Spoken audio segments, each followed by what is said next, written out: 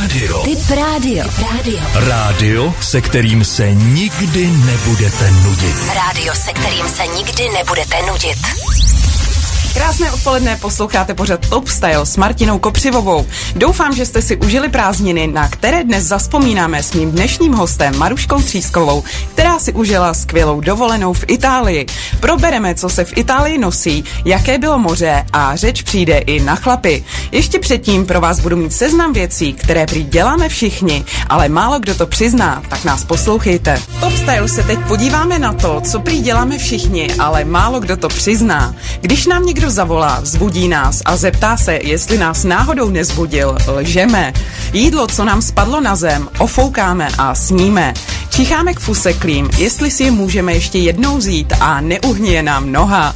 Do šuplíku si syslíme zbytečné kabely, které už pravděpodobně nikdy nepoužijeme. Řešíme knoflíky u peřin. Někdo je musí mít dole u nohou, druhej zase pod bradou, ale jakmile je to špatně, peřinu otočíme tak, aby to bylo cajk. Do ledničky chodíme civět i několikrát za večer, protože nevíme, co by. I když slíbíme, že budeme pozdravovat, nikdy to neuděláme. Ujídáme lidem hranolky, ačkoliv jsme se dopředu dušovali, že si nedáme. Po písničce pro vás budu mít ještě dalších pár neřestí, které prý děláme všichni, tak zůstaňte naladěni. Na Tip rádio pokračujeme v seznamu věcí, které prý děláme všichni, ale nechceme to přiznat. Na Facebooku šmírujeme svoje bejvalí. Osolíme si jídlo ještě předtím, než jsme ho vůbec ochutnali. Brýle si primárně utíráme do trička a těch super hadříků z optiky si ani nevšimneme. Olizujeme nůž, i když víme, že se to nesluší. Občas se v práci vymluvíme, že jsme na smrt nemocní, i když jsme zdraví jak rybky. Čteme bulvár, i když se prsíme, že ani za boha. Kartáček měníme, až když se už nedá použít. Googlujeme se, od přírody jsme na sebe totiž hrozně zvědaví. Když jedeme někam pozdě, málo kdy to přiznáme a tvrdíme, že už jsme skoro tam, anebo to svedeme na dopravu. V nákupáku se vozíme na vozíku jako malí děcka. Když si ukopneme malíček u nohy, neudržíme se a nadáváme jako dlaždiči. Tak co vy na to? Poznáváte se? Já myslím, že něco na tom bude. Za malou chvíli už se těšte na mého dnešního hosta na Tip rádiu. Posloucháte pořad Top Style s Martinou Kopřivovou. No a dneska jsou tady dvě blondýny a já tady u mě ve studiu vítám Marušku Třískovou. Ahoj Maruško. Ahoj Marti. My jsme se tady docela dlouho neviděli. A ty máš za sebou krásnou dovolenou. Krásnou v Itálii. Jaký bylo léto? No, léto jako takový celkově nic moc, protože jsem měla trošku rodinný problémy, ale jinak teďka teda poslední týden v srpnu jsem si to užila, jeli jsme do Itálie, tak nám bylo krásně.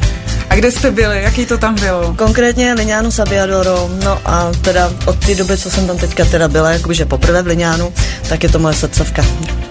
To tam krásný. Se tam chci příští rok určitě vrátit. A řekni mi, jaký typ zájezdu to byl? All inclusive, nebo jste vyrazili autem? Vyrazili jsme autem a byli jsme na apartmánu, nebyl to hotel. A jaká byla cesta? Ona je to přece jenom docela dálka. My jsme se totiž spolu bavili. Já jsem chvíli uvažovala, že bych jela taky, ale zdálo se mi to docela daleko. Měli jste nějaké přestávky, co jste viděli cestou, než se dostaneme teda k Itálii samotný? No, mohla si jet s náma, udělala se chybu, Marti, to já můžu říct, jako, protože to byla opravdu krásná dovolená. Ale cesta je každopádně dlouhá, přestávky se dělat musí, dělali jsme vždycky tak po těch 150, po 200 kilometrech, protože se to nedá ujet prostě, to je šílený. Zastavovali jsme, byli jsme v Alpách, jsme se zastavili, tam jsme, protože jsme dojeli vlastně v 5 hodin ráno, jakoby před hranice Itálie, takže jsme si tam dali na chvilku pauzu, si hoďku tak jsme se tam zdřímili, trošku pospali, dali jsme si tam kafe a pokračovali jsme v cestě a do Itálie jsme dorazili 8:30, něco po 8, nevím, nějak tak. Takže super to bylo. Já si pamatuju takovou tu éru jako Bibione a někdo mi říkal, že prostě ta Itálie už tak nefrčí. Já sama třeba jsem měla problém, bavili jsme se o tom, chtěla jsem někam jet, jenomže dneska ta situace je taková trošku jako složitá, bojíš se do letadla a nevím, proč bych si tu Itálii měla vybrat. Přitom jako, že jo, móda, je to město módy, nějak mě nalákej. Nalákat tě, no tak je tam krásný moře. Krásný teplý moře a teďko úplně jak to bylo vyhřátý po těch prázdninách, byly krásný teplá, že jo, počasí, takže bylo fakt krásný to moře, bylo teplonkatý, krásný oblečení, opravdu móda. K tomu se ještě dostaneme, to musíme rozvinout. To se k tomu se ještě dostaneme určitě. Čím bych tě tam nalákala? Na krásný chlapy. Martino, tam jsou tak krásný chlapy, kdybys to viděla. Škoda, že jsem nejela, tak je mi to vážně líto. Tak ta pobřežní hlídka třeba, opravdu. Je se tam na co dívat, se opaluješ a ani nemůžeš usnout na té dece. A fakt to funguje, že to je jako z pobřežní hlídky, že jsou tam takovýhle krasavci. Jo. Ještě hezčí, co v televizi. Jako žádný Haselhoff. A mají tam třeba i nějakou Pamelu? Viděla jsem tam, no tak jako Pamela Anderson tam nebyla žádná. Tak Pamela Anderson jsem tam byla samozřejmě já. Vrátíme se ještě k plážím. Já si neumím představit vůbec, jak to tam vypadá. Já mám prostě tu Itálii zaškatulkovanou jako Bibione, klasika. Tam jezdí prostě strašně moc Čechů, tam jdeš po ulici a pomalu každý druhý tam mluví česky, takže jako tam je to, no stal se nám teďka takový trapas taky, protože tam byli Češi, že jo, tam ležíme na dece a teď jako koukám, byl odliv, takže prostě úplně daleko, krásně jsme mohli, prostě tam byl ve prostředku, vlastně jak už jsou bojky, tak tam byl udělaný ostrůvek, normálně písek, úplně ve prostředku někde prostě vody, to bylo krásný. No a nic, a tak si tam jako sedíme, koukáme na ten odliv, koukáme, no prostě tak jako krásně, jako tam všechno, prostě děti si tam hrály, že jo, pohoda. A teď tam takový pán starší nějaký, a byl ohnutý a sbíral tam nějaký mušličky a takový krakonoš prostě, takový fousy, takový prostě zarostlej celý, že jo.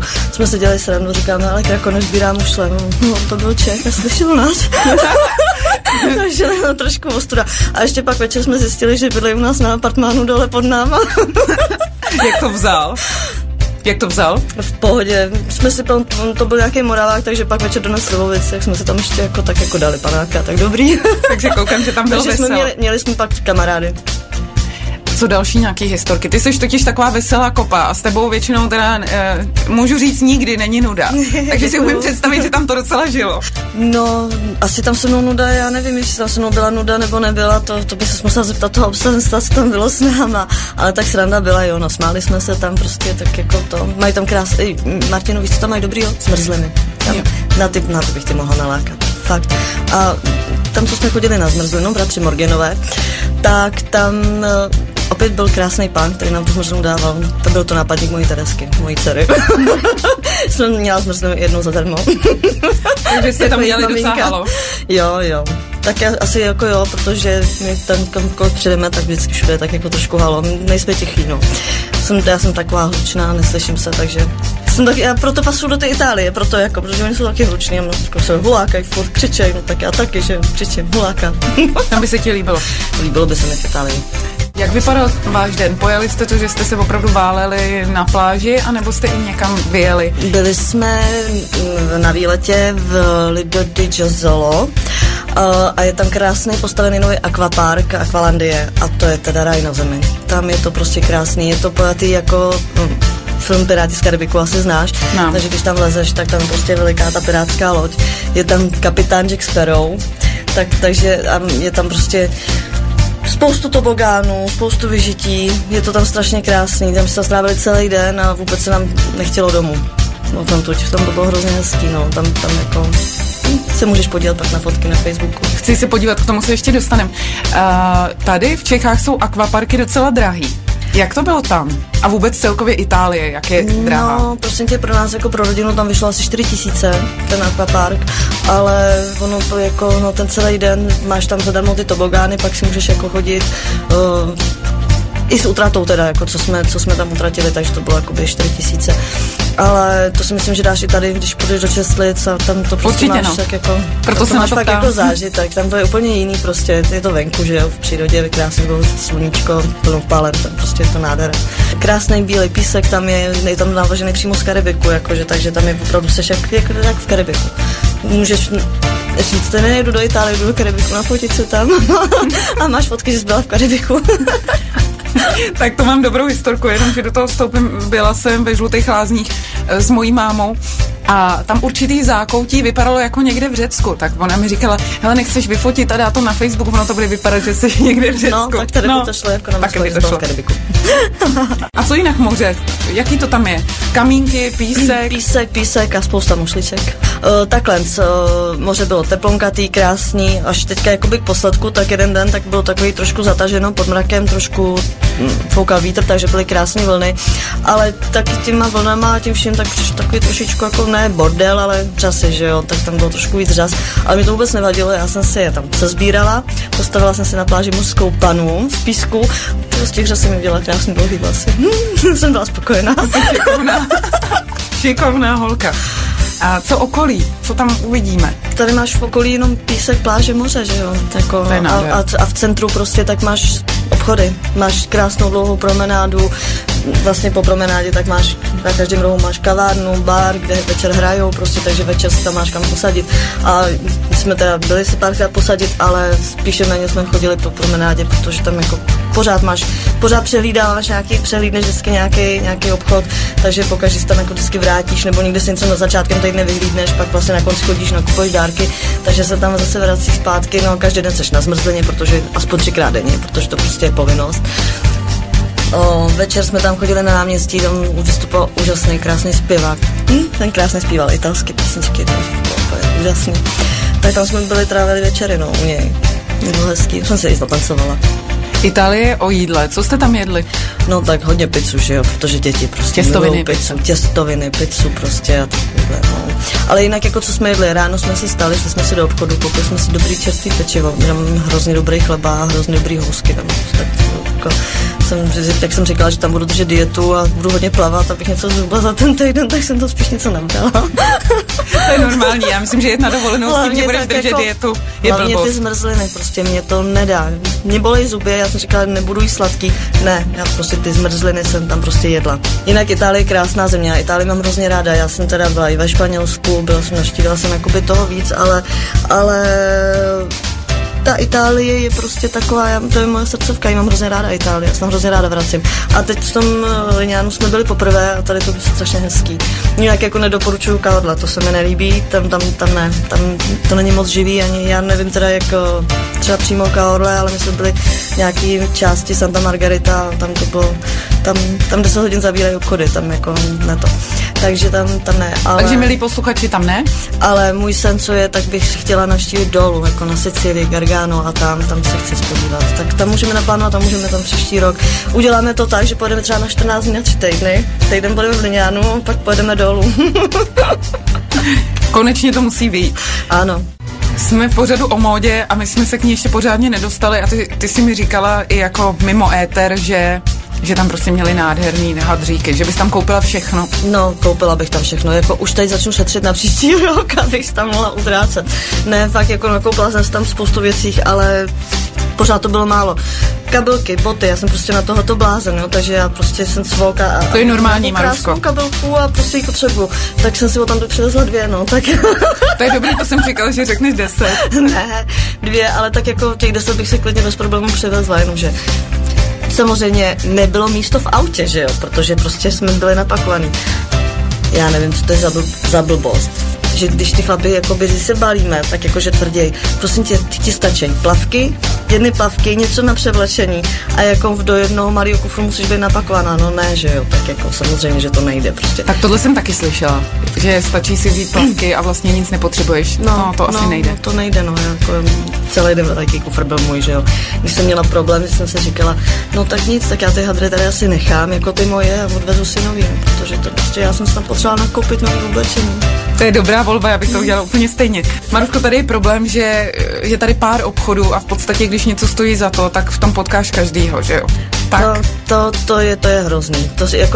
Tady tu zkušenost jsem teďka měla zrovna v Itálii, se mi stala, protože jsem si tam teda od jednoho z těch obchodů, tam co prostě nabízí ty oblečení, jsem si koupila plavky a pak když jsme jeli do toho akvaparku, jak jsem ti říkala, no tak jsem je měla na sobě, jak jsem si vzala, jsem měla radost, že mám nový plavky. Já v tom potkala jednu paní, která šla proti mě a měla úplně stejný. No, sundala jsem je už na sebe, teďka tady asi vezmu, protože tady je asi na někom neuvidím, nebo třeba jo, já nevím, ale bylo to blbý, já jsem se v tom blbě pak cítila v těch plavkách, já to nemám ráda, když prostě jsem někde stejně oblečená. To je jako když přijdeš na nějakou akci a nemusíme jmenovat značky a prostě někdo má to stejný. No. A protože tady na plavky zrovna tak Tam je taková trošku ujetá móda, když je ti skáču do řeči. Tam je to takový trošku, ono tam je všechno takový extravagantní. Takže prostě hodně cípatý věci a hodně to je ono, to už nosí tady teďka, že jo. Ale prostě hodně teda jako spadlý sedy, že jo, kalhoty, prostě tepláky, všecko se spadlýma sedama, to už teda frčí už dlouho. Ale teďka to tam prostě ještě víc, jakoby, je to tam pomalu na každý výloze, tam jsou takovýhle hadry. A co jde do módy, co jsem si všimla, Martino, teda nevím, ale zase zpátky široký, tlustý podpatky.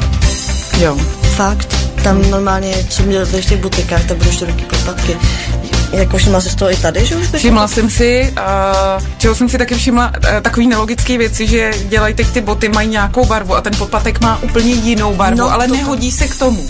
Což se mně úplně nelíbí. No, to jsem si taky všimla, že třeba tam byly lodičky nebo prostě tak jako na podpatku a byly třeba fialový a měli takový světle hnědej podpatek i tu platformu, že jo, takže to bylo takový, no, tak to sladíš asi s nějakou kabelkou, nevím, no, ale jako asi vytáhnu starý boty, protože já jako jsem takový ten blázen, že já boty nevyhazuju, já si je prostě šetřím, takže já mám ve skříni boty s nějakýma, prostě co jsem nosila dřív a mají široký podpatky, tak asi vytáhnu starý boty.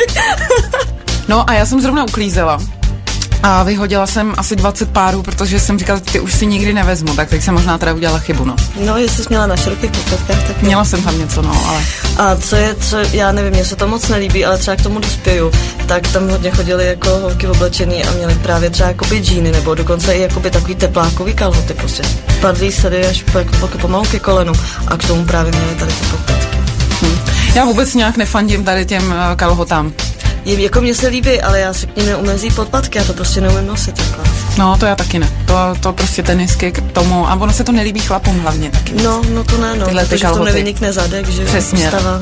Oni mají radši sukni nebo elastiáky. A k tomu podpatky vysoký, no, známe muže. Zdravíme chlapy. Zdravíme chlapy. Poslouchali jste pořad Top Style s Martinou Kopřivovou a já se s vámi tak jako vždy loučím hezkým životním moudrem. Není ostuda bojovat za něco, co cítíš, že je správné, přestože to nikdo jiný nechápe. Ostuda je jít proti svému srdci, zapřít své city a být babělý jen proto, abychom se zavděčili jiným. Mějte se krásně a já se na vás budu těšit opět příští pondělí od 15 hodin na Typ rádiu.